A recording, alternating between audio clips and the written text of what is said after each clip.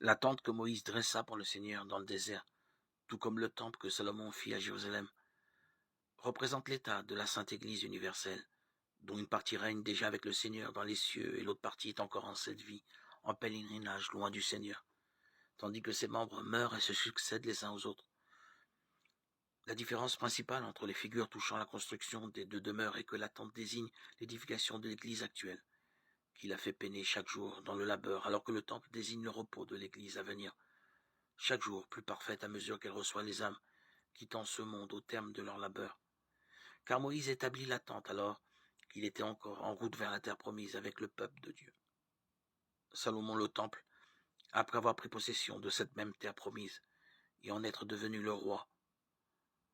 Moïse construisit la tente dans le désert, Salomon le temple à Jérusalem, dont le nom signifie vision de paix. En effet, ici-bas, l'Église est édifiée au milieu des labeurs et des peines de cette vie passagère, dans la soif et la faim du royaume éternel, tandis que là-haut, elle est achevée dans la vision et la possession de la paix véritable. Quant à nous, si nous n'imitons la décoration matérielle de la tente ou du temple, en revêtant nos cœurs et nos corps de pureté, cette parole de l'apôtre ne pourra s'appliquer à nous.